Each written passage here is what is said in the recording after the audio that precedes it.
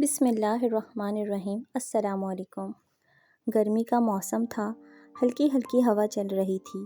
سیبوں کے باغ میں کھڑا میں حمیدہ کا انتظار کر رہا تھا۔ ہم دونوں نے آج باغ میں ملنے کا پروگرام بنایا تھا اور میں وقت سے پہلے ہی مقررہ جگہ پر پہنچ گیا۔ کافی دیر گزرنے کے بعد حمیدہ نہیں پہنچی۔ موسم خراب ہونے لگا، ہلکی ہلکی بارش شروع ہو گئی۔ پہاڑوں کے دامن میں ایک خوبصورت وادی میں کھڑا میں اس حسین منظر کا نظارہ کر رہا تھا۔ بارش کی بوندیں ننھے پودوں پر گرتی عجیب خوبصورتی پیش کر رہی تھیں۔ بارش کی آمد نے حمیدہ کے آنے کو مشکوک بنا دیا، کیونکہ بارش میں وہ اپنے گھر والوں سے کوئی بہانہ بنانے سے قاصر ہوگی۔ یہی سوچتا ہوا میں واپس چل دیا۔ راستے میں کہیں ہیر رانجھا، سسی پنو، سونی مہینوال اور کہیں گیتوں، ڈراموں اور فلموں میں پیار محبت کے قصے۔ غرض یہ کہ دنیا میں زیادہ تر صرف پیار محبت اور عشق مجازی کو اہمیت دی جاتی ہے، مگر اس وقت میں جو نظارہ دیکھ رہا تھا، پہاڑیوں کے دامن میں موجود پودے، شمال کی جانب چھوٹا سا جنگل اور اوپر سے برسنے والی بارش، یہ اعلیٰ اور خوبصورت مناظر، کیا ان سے پیار نہیں ہو سکتا؟ یقیناً قدرت کے حسین مناظر کسی بھی عورت کے پیار سے کم نہیں۔ اس وقت مجھے ایک خوبصورت گانا یاد آ گیا، یہ موسم، یہ مست نظارے، پیار کرو تو ان سے کرو۔ البتہ پھر بھی عشق مجازی کی اپنی حیثیت ہے۔ ہمارا گاؤں اسی وادی میں واقع تھا۔ شہر شفٹ ہونے سے پہلے ہم سب گاؤں میں اکٹھے رہتے تھے۔ گاؤں وسیع تھا، یہاں کے باشندے امن پسند اور نیک تھے، ایک دوسرے کے دکھ درد میں شریک ہوتے تھے۔ آب و ہوا اچھی ہونے کی وجہ سے لوگوں کی صحت اور رنگ و روپ بھی دوسرے علاقوں کی نسبت مختلف تھی۔ تمام لوگ محنتی اور جفاکش تھے۔ یہ واقعہ میرے ساتھ تقریباً 17 سال پہلے پیش آیا۔ ان دنوں میری تعلیم ایف.اے. تھی اور ملازمت نہ ملنے کی وجہ سے میں اپنے باغات اور زمینوں میں ہی کام کرتا تھا۔ ابو آرمی میں ملازم تھے، ہماری گزر بسر اچھی ہو رہی تھی۔ میرا نام عمار ہے۔ انہی دنوں میرے دوست اختر کی شادی تھی اور ہم دوستوں نے مل کر انتظامات کیے۔ تقریباً پورا گاؤں شادی پر مدعو تھا۔ ہم نے اپنی رسوم کے مطابق شادی کو خوب انجوائے کیا۔ مہمانوں کی وجہ سے میری حمیدہ سے کھل کر ملاقات تو نہیں ہو سکی، البتہ ہم دونوں نے آنکھوں ہی آنکھوں میں ایک دوسرے سے خوب باتیں کیں۔ رات 11 بجے میں اپنے گھر واپس آ گیا۔ اختر کا گھر ہماری ساتھ والی گلی میں تھا۔ میں اپنے بستر پر سونے کی کوشش کرنے لگا، مگر میری آنکھوں کے سامنے حمیدہ کا خوبصورت چہرہ تھا۔ حمیدہ واقعی اس دن بہت خوبصورت لگ رہی تھی۔ اب تو میں حمیدہ کو بہت جلد اپنی دلہن بنانے کا سوچنے لگا۔ تقریباً 2 گھنٹے بعد گلی میں شور برپا ہو گیا۔ ہم سب گھر والے پریشان ہو کر باہر نکلے۔ مسئلہ جان کر میرے پاؤں تلے سے جیسے زمین ہی نکل گئی۔ اختر کی بیوی فائزہ حجلہ عروسی سے غائب ہو گئی تھی۔ سب نے مل کر اسے پورے گاؤں میں تلاش کیا، علاقے کا کونا کونا چھان مارا، مگر سب کوششیں بیکار گئیں۔ آخر وہ کہاں جا سکتی ہے؟ ان دونوں کی لو میرج ہوئی تھی۔ فائزہ اسی گاؤں کی تھی۔ وہ نیک اور اچھی لڑکی تھی۔ لوگ طرح طرح کی باتیں کرنے لگے۔ اختر بیچارے کا تو رو رو کے برا حال تھا۔ وہ میرے گلے لگ کر رونے لگا اور بولا، عمار، میں تو کسی کو منہ دکھانے کے قابل نہیں رہا، میری عزت تو خاک میں مل گئی۔ میں نے اسے سمجھایا، دلاسے دیے، مگر ایسے وقت میں وہ کیسے مطمئن ہو سکتا تھا۔ فائزہ کو تلاش کرنے کی ہر ممکن کوشش کی گئی۔ تھانے میں رپورٹ درج کروائی، مگر وہ کہیں نہ ملی۔ دھیرے دھیرے وقت گزرتا رہا اور 1 مہینے بعد گاؤں میں ایک اور شادی ہوئی، جو بڑی دھوم دھام سے منعقد کی گئی۔ اور شادی کی رات والے دن بالکل فائزہ کی طرح نئی دلہن بھی حجلہ عروسی سے غائب ہو گئی۔ ان واقعات سے گاؤں میں کھلبلی مچ گئی اور پورا گاؤں پریشان ہو گیا۔ زیادہ تر لوگوں کی آرا میں دونوں لڑکیاں اپنے اپنے آشناؤں کے ساتھ بھاگ گئی تھیں، مگر حقیقت کیا تھی، اس سے سب لا علم تھے۔ گاؤں کے تمام لوگ اور پولیس مل کر بھی اس معمہ کو حل کرنے میں ناکام رہیں۔ وقت گزرتا رہا۔ 2 سالوں میں گاؤں میں 7 شادیاں ہوئیں، مگر بدقسمتی سے شادی کی رات کو دلہنیں غائب ہو جاتیں۔ گاؤں والوں نے پولیس، کھوجیوں اور عاملوں وغیرہ سے ہر ممکن مدد لی، مگر مسئلہ حل نہ ہو سکا۔ پھر ہمارے گاؤں کے لوگ شادی کے نام سے بھی ڈرنے لگے۔ میری اور حمیدہ کی محبت کو جیسے کسی کی نظر بد لگ گئی۔ حمیدہ کے گھر والے، جو مجھے حمیدہ کے لیے پسند کر چکے تھے، اب شادی سے انکار کر رہے تھے، جس کی وجہ سے گاؤں میں رونما ہونے والے واقعات تھے۔ ہماری محبت انتہائی پاکیزہ تھی۔ اتفاق سے انہی دنوں میں اپنے ایک دوست قدیر کے ہمراہ کسی رشتہ دار کی شادی میں رہنے گاؤں سے بہت دور ریگستانی علاقے میں گیا، جہاں جا کر ہمیں معلوم ہوا کہ اس علاقے میں ایک بہت نیک اور دیندار معزز بزرگ تشریف فرما ہے۔ ہم دونوں فوراً ان کی خدمت میں حاضر ہوئے، سلام دعا ہوئی۔ ان کی شخصیت دیکھ کر ہی میں اندازہ ہو گیا کہ وہ واقعی خدا کے پیارے بندے اور ولی ہیں۔ سادہ مگر پاکیزہ اور صاف ستھرا لباس، نورانی چہرہ، لمبی زلفیں اور سفید داڑھی ان کو پرکشش بنا رہی تھی۔ ہم دونوں نے ان کو اپنے گاؤں میں رونما ہونے والے واقعات کے بارے میں بتایا کہ کس طرح وہاں سے نوجوان دلہنیں غائب ہو رہی ہیں، جس کی وجہ سے سارا گاؤں پریشان ہے، بلکہ اہل گاؤں نے تو شادی پر پابندی ہی لگا دی ہے۔ بزرگ بابا جی کا نام عبداللہ تھا۔ بات کو سن کر گہری سوچ میں پڑ گئے اور پھر تھوڑے وقفے کے بعد بولے، بیٹا، غائب کا علم تو صرف اللہ تعالیٰ کے پاس ہے۔ تمہارے گاؤں میں ایسا کیوں ہو رہا ہے، اس کی وجہ تو وہیں جا کر ہی معلوم ہو سکتی ہے۔ پھر بابا جی ہمارے بے حد اصرار پر ہمارے ساتھ گاؤں چلنے پر آمادہ ہو گئے اور شادی سے فارغ ہو کر ہم تینوں گاؤں کی جانب روانہ ہو گئے۔ گاؤں پہنچ کر ہم نے بابا جی کو لوگوں سے تعارف کروایا اور لوگوں نے کھلے دل سے بابا جی کا بھرپور استقبال کیا۔ بابا جی کی خواہش کے مطابق ہم نے ان کو گاؤں سے ایک باہر پرانی اور چھوٹی سی جھونپڑی بطور رہائش دی، جہاں لوگوں کی آمد و رفت بہت کم تھی۔ بقول بابا جی کے، میں جمعرات کی رات کسی خاص روحانی عمل سے اس مسئلے کو حل کرنے کی کوشش کروں گا، اور اس رات میرے ساتھ صرف ایک ہی آدمی جھونپڑی میں رہ سکتا ہے۔ اسی وجہ سے جمعرات کی رات میں بابا جی کے ساتھ جھونپڑی میں رہا۔ ساری رات بابا جی عبادت میں مصروف رہے اور میں نیند کی آغوش میں چلا گیا۔ جمعۃ المبارک کے روز طلوع آفتاب سے پہلے پورا گاؤں جھونپڑی کے آس پاس موجود تھا کہ بابا جی اب کیا کہیں گے۔ بابا جی بولے، میں پھر کہتا ہوں کہ غائب کا علم تو صرف سوہنے رب کے پاس ہے، البتہ اس کی عطا کردہ علم کی مدد سے مجھے معلوم ہوا ہے کہ شیطان کا ایک چیلا بدعاس اس گاؤں کی دلہنیں اٹھاتا ہے اور ابلیس کے نام پر ان کی بلی چڑھاتا ہے اور ان سے فائدہ اٹھا کر ان کا خون پیتا ہے، بلکہ ان کی ہڈیاں اور گوشت تک بھی کھا جاتا ہے۔ بقول ان کے کہ اگر بدعاس، جو کہ ماہر جادوگر بھی ہے، 99 دلہنوں کی بلی شیطان کے نام پر چڑھائے گا تو شیطان اسے بے پناہ شیطانی قوتوں سے بھی نوازے گا۔ اسی وجہ سے وہ یہ مکروہ اور بھیانک کام میں مصروف عمل ہے۔ گاؤں والے اپنی پیاری اور معصوم بیٹیوں کے بارے میں بابا جی کی یہ گفتگو سننے کے بعد ان کی یاد میں رونے لگے تو بابا جی شفقت سے بولے، صبر کرو، یہ تم لوگوں کی بدقسمتی ہے کہ بدعاس نے اپنے عمل کو پورا کرنے کے لیے جہاں دیگر بہت سے علاقوں کا رخ کیا، وہاں تمہارا گاؤں بھی چن لیا۔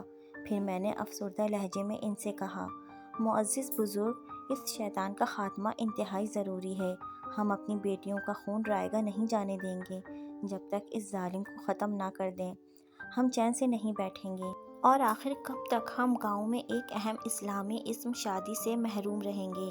یہ تو سراسر ظلم ہے۔ بابا جی بولے، میں بوڑھا اور لاغر ہو چکا ہوں، اس عمر میں بدعاس کا مقابلہ کرنے سے قاصر ہوں، البتہ کوئی بہادر اور نوجوان ہی اسے ختم کر سکتا ہے۔ میری دعا اور عمل خاص ہر وقت اس کی مدد کرے گی۔ میں اور قدیر فوراً تیار ہو گئے اور پوچھا، مگر وہ کہاں ملے گا اور رہتا کہاں ہے؟ یہ جاننا ضروری ہے، اور اگر آپ ہمارے ساتھ چلیں تو منزل جلد ملنے کا یقین ہے۔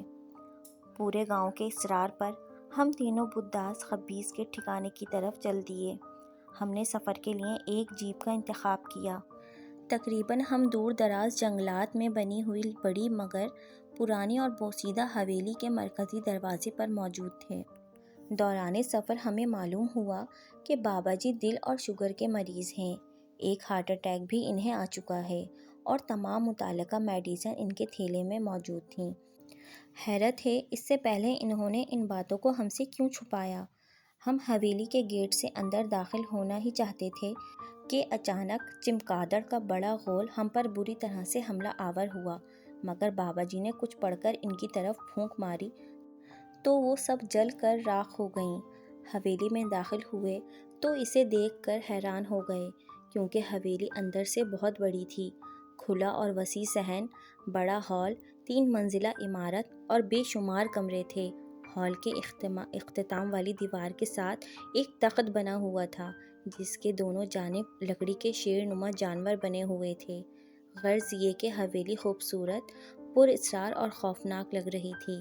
ہم قدم بڑھاتے ہوئے صحن میں چلنے لگے کہ اچانک ایک دیوار میں لگے پنجرے میں موجود طوطا ہم سے بڑی غمگین آواز میں مخاطب ہوا۔ کیوں آئے ہو یہاں؟ چلے جاؤ، کیونکہ یہاں موت بستی ہے، موت۔ مگر ہم بابا جی کی رہنمائی میں ان کے پیچھے پیچھے چلتے رہے۔ بابا جی سیڑھیوں پر چڑھنے لگے۔ سیڑھیوں والی دیوار کے اوپر خوفناک اور ڈراؤنی تصویر آویزاں تھی جو اچانک اونچی آواز میں بولنے لگی، بھاگ جاؤ یہاں سے، یہاں موت بستی ہے، صرف موت۔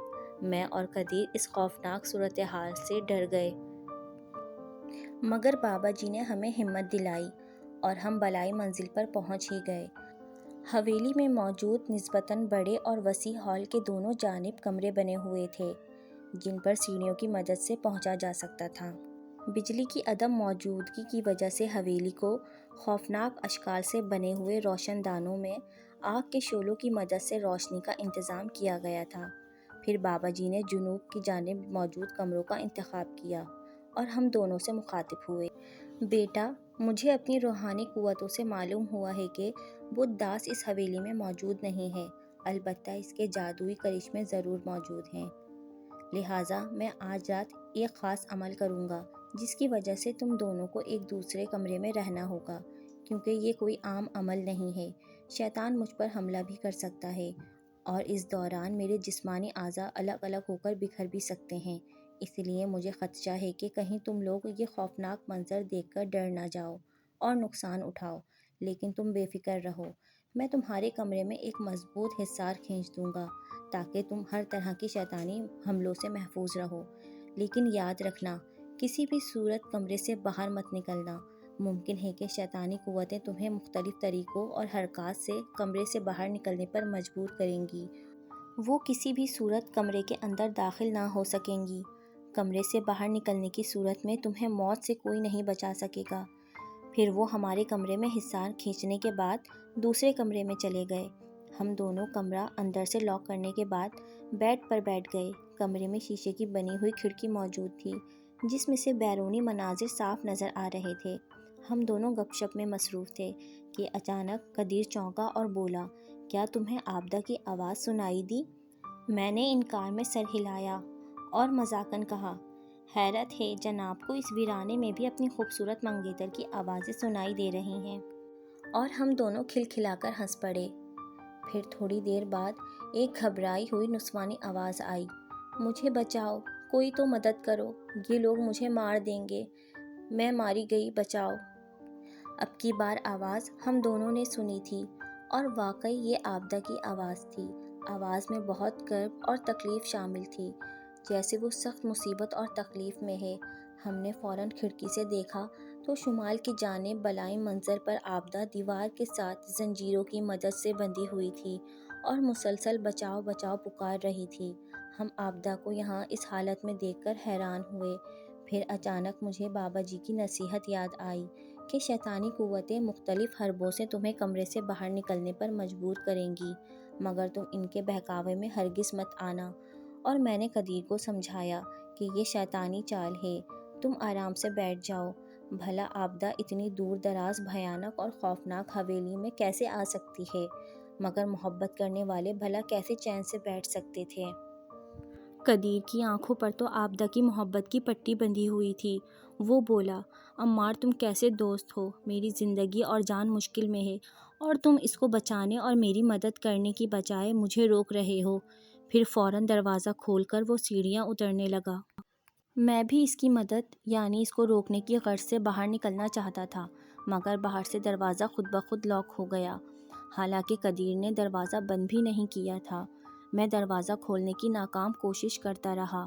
بعد ازاں کھڑکی سے قدیر کو زور زور سے آوازیں دینے لگا، مگر قدیر تو جیسے ہپنوٹائز ہو گیا تھا۔ وہ ادھر سے اتر کر صحن عبور کرتا ہوا دوسری جانب سیڑھیاں چڑھ کر آبدہ کے پاس پہنچ گیا اور اسے زنجیروں سے آزاد کروانے کی کوشش کرنے لگا۔ سارا منظر کھڑکی سے مجھے صاف نظر آ رہا تھا۔ قدیر اسے آزاد کروانے میں مصروف تھا کہ اچانک عابدہ کی شکل بگڑنے لگی، ناخن لمبے ہونے لگے، منہ سے حشرات نکلنے لگے، بال بالکل سیدھے کھڑے ہو گئے اور وہ قدیر پر لپک گئی۔ اب عابدہ کی جگہ ایک خوفناک چڑیل موجود تھی، اور یہ واقعی شیطانی چال تھی جس میں قدیر بری طرح پھنس چکا تھا۔ میں گلا پھاڑ پھاڑ کر اسے بلا رہا تھا۔ کمرہ لاک تھا۔ میں شدت سے چاہتے ہوئے بھی اپنے پیارے دوست کی مدد کرنے سے قاصر تھا۔ اچانک قدیر کو ہوش آ گیا تو اس نے چڑیل کو دھکا دیا اور سیڑھیوں کی جانب بڑھا اور نیچے اترنے لگا۔ اسی دوران قدیر کو پکڑنے کے لیے سیڑھیوں کے اندر سے خوفناک ہاتھ باہر نکلنے لگا۔ اف توبہ! بہت خطرناک منظر تھا۔ سیڑھیوں پر خوفناک ہاتھ اور قدیر کے پیچھے دہشت ناک چڑیل۔ وہ بیچارہ خوفناک ہاتھوں اور چڑیل سے بچ کر صحن تک آنے میں کامیاب ہو گیا، مگر کسی چیز میں پاؤں پھنسنے کی وجہ سے دھڑام سے نیچے گر گیا۔ میں مسلسل اسے اپنی طرف بلا رہا تھا۔ میری لاکھ کوششوں کے باوجود کھڑکی کا شیشہ ٹوٹا اور نہ کمرے کا دروازہ کھلا، مگر حیرت انگیز طور پر اس وقت چڑیل غائب ہو گئی۔ پھر قدیر سنبھلا اور مشکل سے اٹھ کر کمرے کی طرف بڑھنے لگا۔ وہ بہت ڈر چکا تھا اور تکلیف میں بھی تھا۔ وہ چند ہی قدم چلا تھا کہ اچانک حویلی کی چھت سے ایک بڑا اژدہا نیچے آیا اور قدیر کو اٹھا کر چھت کی جانب واپس پلٹ گیا۔ میں نے ایسا بھیانک منظر کبھی فلموں میں بھی نہیں دیکھا تھا۔ پھر اژدہے نے قدیر کے جسم کو زور سے دبایا جس سے اس کی ہڈیاں ٹوٹ گئیں اور اس کا جسم لاش میں تبدیل ہو گیا۔ پھر دیکھتے ہی دیکھتے وہ بھیانک اژدہا قدیر کو سالم نگل گیا۔ بعد ازاں دھواں بن کر غائب ہو گیا۔ اتنا خوفناک منظر برداشت نہ کرتے ہوئے میں بے ہوش ہو گیا۔ فجر کے وقت بابا جی میرے منہ پر پانی کے قطرے ڈال کر مجھے ہوش میں لانے کی کوشش کر رہے تھے۔ ہوش میں آنے کے بعد جب میرے حواس بحال ہوئے تو میں بابا جی کے پاؤں میں گر گیا، اور بابا جی کے مزید کچھ بولنے سے پہلے ہی رات پیش آنے والا ہولناک اور دل خراش واقعہ میں نے ان کو سنایا، جسے سن کر وہ بہت دکھی ہوئے اور بولے، بیٹا، میرے لاکھ سمجھانے کے باوجود بھی اس نے میری بات نہیں مانی اور بھیانک موت مرا، مگر قسمت سے کون جیت سکتا ہے؟ میں نے دل میں سوچا، قدیر کو اژدہے نے نہیں بلکہ حسن اور محبت نے مار ڈالا۔ پھر بابا جی بولے، عمار بیٹا، رات کے خاص عمل سے مجھے معلوم ہوا ہے کہ اس حویلی میں ایک تہہ خانہ بھی موجود ہے جہاں بدھداس لڑکیوں کو لے جا کر ان کو قتل کر کے ان کی بلی شیطان کو چڑھاتا ہے۔ بعد ازاں بابا جی نے مجھے ایک اور تعویذ دیا اور کہا، اس کو اپنے داہنے بازو پر باندھ لو، اس کی موجودگی میں تمہیں کوئی چیز نقصان نہیں پہنچا سکتی۔ پھر جلد ہی ہم تہہ خانے کی سیڑھیاں اترنے لگے۔ تہہ خانے میں بہت غلیظ بدبو پھیلی ہوئی تھی۔ انجانی سی مگر واضح روشنی بھی تہہ خانے میں موجود تھی۔ وہاں ہم نے ایک ڈراؤنا منظر دیکھا۔ بے شمار انسانی اعضاء بکھرے پڑے تھے اور انسانی کھوپڑیاں علیحدہ موجود تھیں۔ بابا جی بولے، بیٹا، یہ وہی جگہ ہے جہاں ہم بدھ داس کو ختم کر سکتے ہیں، اور شاید اس کی موت بھی یہیں لکھی ہے۔ مختصر یہ کہ بابا جی کے کہنے پر میں نے تہہ خانے میں ایک طرف جگہ صاف کی اور بابا جی نے اس جگہ پر منہ میں کچھ پڑھ کر پھونک ماری تاکہ جگہ پاک ہو جائے۔ بعد ازاں حصار کھینچ کر ہم اس کے اندر بیٹھ گئے۔ بابا جی نے اپنے تھیلے سے چھوٹی سی انگیٹھی نکالی اور اس میں کوئلوں کو آگ لگا کر تیار کر لیا، اور مجھے سخت تاکید کی کہ کچھ بھی ہو جائے حصار سے مت نکلنا، ورنہ قدیر کی طرح عبرت ناک موت تمہارا مقدر بن جائے گی۔ اور میں نے ہاں میں سر ہلا دیا۔ پھر بابا جی نے بدھ داس کو طلب کرنے کے لیے روحانی عمل شروع کیا اور مسلسل پڑھنے میں مصروف رہے۔ کچھ دیر بعد حویلی میں زبردست زلزلہ محسوس ہوا۔ مجھے ایسا لگا جیسے حویلی ابھی زمین بوس ہو جائے گی، مگر بابا جی نے اشارے میں مجھے مطمئن کیا۔ دھیرے دھیرے بہت سی شیطانی قوتوں نے ہمیں اس عمل سے روکنے کی کوششیں کیں۔ کبھی آگ کے شعلے ہماری جانب پھینکے اور کبھی کفن میں ملبوس مردے ہم پر لپکنے کی کوشش کرتے رہے، مگر حصار تک آ کر ختم ہو جاتے یا غائب ہو جاتے۔ اچانک سامنے میری نظر حمیدہ پر پڑی اور میں بری طرح چونک اٹھا۔ وہ مجھے مدد کے لیے پکار رہی تھی اور کوئی ابلیس کا چیلا اسے بری طرح مار رہا تھا تاکہ میں جذبات میں آ کر حصار سے باہر نکل سکوں۔ قریب تھا کہ میں بھی نکل جاتا، مگر بابا جی کی آواز نے مجھے بچا لیا۔ میں نے اپنی آنکھیں بند کر لیں تاکہ مزید شیطانی مناظر نہ دیکھ سکوں جو صرف بہکاوے کے تھے۔ آنکھیں بند کرنے کے بعد بھی مجھے حمیدہ کی درد بھری آوازیں سنائی دے رہی تھیں، جیسے اسے مدد کی ضرورت ہو۔ کبھی میری بہن اور امی کی آوازیں بھی سنائی دیتیں، مگر میں خاموشی سے درود پاک کا ورد کرتا رہا۔ پھر آخر کار بدھ داس اس تہہ خانے میں پہنچ گیا اور میں نے بابا جی کے کہنے پر آنکھیں کھول لیں۔ بدھ داس بہت بد شکل اور خوفناک شخصیت کا حامل تھا۔ اس کی انگارہ برستی آنکھیں غضب ڈھا رہی تھیں، چہرہ جھلسا ہوا تھا۔ اس نے ایک لنگوٹ باندھ رکھی تھی۔ وہ آتے ہی اونچی اور روبدار آواز میں بولا، او بڈھے، کیوں تو نے اپنی موت کو بلایا ہے؟ تیرے اس عمل کی وجہ سے میں آج ایک اہم شکار سے محروم ہو گیا ہوں، جس کا انتظار میں پچھلے کئی دنوں سے کر رہا تھا۔ اب تو مرنے کی تیاری کر، خواہ اس لونڈے کو بھی اذیتناک موت سے مروائے گا۔ بابا جی مسلسل پڑھنے میں مصروف رہے، پھر تھوڑا ٹہر کر بدھ داس سے مخاطب ہوئے۔ خبیث، تجھے شرم نہیں آتی کہ بہت بےغیرتی والا کام کر رہا ہے؟ میں جانتا ہوں کہ تیرا قبیلہ بہت معزز ہے اور تیری انہی کرتوتوں کی وجہ سے انہوں نے تجھے اپنے قبیلے سے نکال کر باہر کیا ہے، اور اب میں تجھے دنیا سے نکال دوں گا۔ بابا جی کی باتیں سن کر بدھ داس غصے سے بولا، بڈھے، تو میرے سارے حالات سے واقف ہے، تو یہ بھی سن۔ میں نے 99 دلہنوں کو مار کر نہ صرف ان کا خون پینا ہے بلکہ ان کی بلی شیطان کو بھی دینی ہے۔ 60 شکار تو میں کر بھی چکا ہوں، جو باقی ہیں وہ بھی جلد کر لوں گا۔ بابا جی بولے، خبیث، اب تو زندہ بچے گا تو ہی شکار کر سکے گا نا؟ اور پھر پڑھائی میں مصروف ہو گئے۔ بعد ازاں بدھ داس منہ سے آگ کے شعلے ہماری طرف پھینکنے لگا، مگر بابا جی کی انگلیوں سے نکلنے والی روشنی ان کو راستے میں ہی ٹھنڈا کر کے گرا دیتی۔ پھر اس نے منہ سے سینکڑوں بلکہ ہزاروں بچھو ہماری جانب پھینکے، مگر ان کا انجام بھی آگ کے شعلوں جیسا ہی ہوا۔ اس کے بعد بہت سارے نقاب پوش چھت سے تیزی کے ساتھ ہمارے اوپر آنے کی کوشش کرتے، مگر بابا جی کے کلام نے راستے میں ہی ان کا کام تمام کر دیا۔ بدھ داس مسلسل بکواس کرتا رہا، البتہ بابا جی اپنے عمل میں مصروف رہے۔ بے شمار شیطانی حرکات اور اعمال کے باوجود بھی بدھ داس بابا جی کے سامنے ناکام رہا۔ اپنی شکست اور یقینی موت سامنے دیکھ کر وہ آخر کار ڈھیر ہو گیا اور بابا جی سے معافی مانگنے کے لیے گڑ گڑانے لگا اور آئندہ اپنے گندی کرتوت سے بھی توبہ کرنے لگا۔ مگر بابا جی اطمینان سے بولے، بدھ داس، میں تیری باتوں میں آنے والا نہیں ہوں، کیونکہ میں جانتا ہوں کہ تو کسی صورت بھی اس گناہوں کے کام سے باز آنے والا نہیں ہے اور موقع دیکھتے ہی ہمیں ختم کر ڈالے گا۔ اتنی بات کی ہی تھی کہ اچانک بابا جی کے دل میں زبردست درد شروع ہو گیا، جیسے دل کا دورہ پڑ گیا ہو، مگر اس کے باوجود بھی وہ پڑھائی میں مصروف رہے۔ درد سے بابا جی کا برا حال ہو رہا تھا اور صد افسوس کہ ان کی دوا کمرے میں ہی رہ گئی تھی، اور بقول بابا جی کے جب تک عمل مکمل نہیں ہو جاتا بدھ داس کی موت واقع نہیں ہو سکتی۔ میں نے میڈیسن لانے کے لیے بارہا اصرار کیا، مگر بابا جی نے مجھے سختی سے منع کر دیا۔ بابا جی واقعی بہت تکلیف میں تھے، ایک ہاتھ دل پر رکھے ہوئے تھے، لیٹ چکے تھے، مگر زبان پر کلام الہی کا ذکر جاری تھا۔ میں بہت کچھ چاہتے ہوئے بھی کچھ کرنے سے قاصر تھا۔ میں سوچنے لگا، الہی، یہ تیرے کیسے بندے ہیں جو دوسروں کی زندگیاں آسان بنانے کے لیے اپنی زندگی کی بھی پرواہ نہیں کرتے۔ بدھ داس نے خود کو بچانے کے لیے بے شمار کوششیں کیں، مگر میری خوش قسمتی تھی کہ میرے ساتھ ایک نہایت معزز، دیندار اور صالح انسان موجود تھے۔ درد سے بابا جی مکمل طور پر نڈھال ہو چکے تھے، مگر عمل میں مسلسل مصروف رہے۔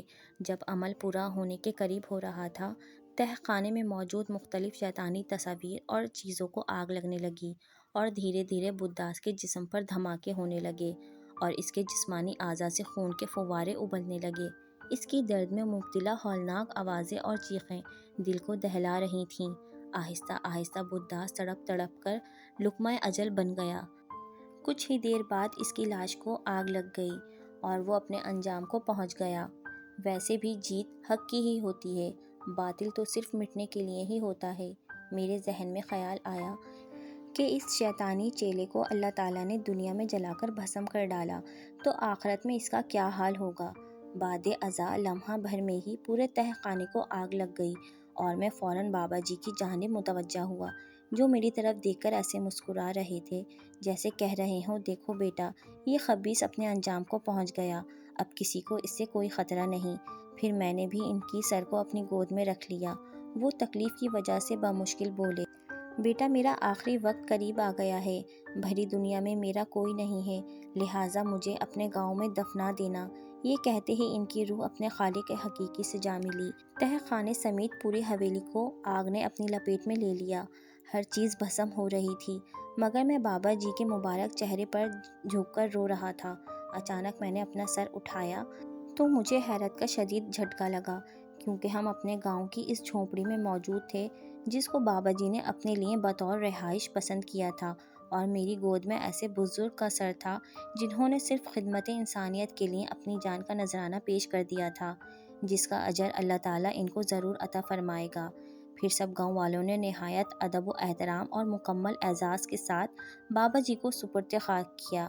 دفن کرنے کے بعد جب ہم واپسی کی تیاری کر رہے تھے تو مجھے آسمان پر بادلوں کی اوٹ میں بابا جی کی روح مسکراتی ہوئی نظر آئی، جو تھوڑی دیر بعد آنکھوں سے اوجھل ہو گئی اور میں مسکرا کر گھر کی جانب چل پڑا۔